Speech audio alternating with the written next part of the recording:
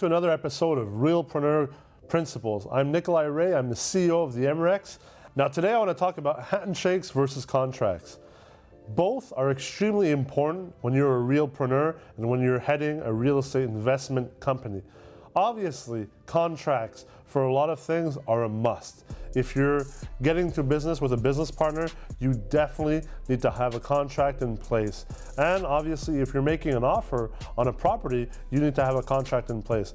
But sometimes also, handshakes are very important because obviously, you're not going to put everything under contract. You're not going to put everything under writing. And if you are, the problem with that is that eventually what that says to people is that you are not able to trust people.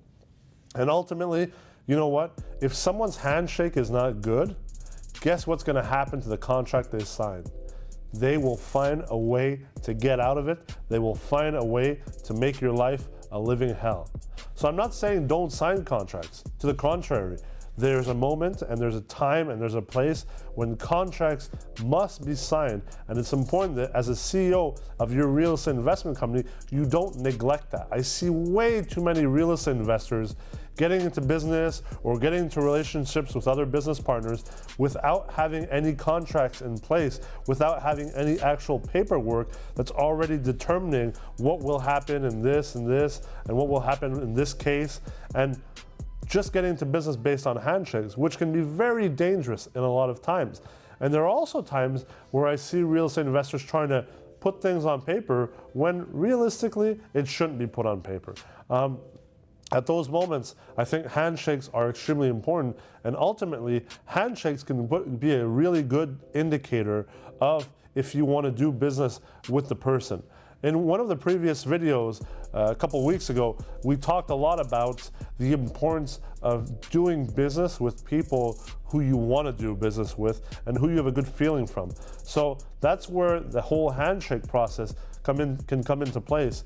And by testing people out with the handshake on smaller things, just shaking hands and agreeing to something small, to see if they will deliver on their promise. Will they underdeliver? Will they overdeliver? And that's a good way to see if you want to build a relationship with them and continue the relationship even deeper in your real estate investing business. And then the contract can come along and you can officialize everything and sign it and make sure that everything's very formal and not just informal with the handshake.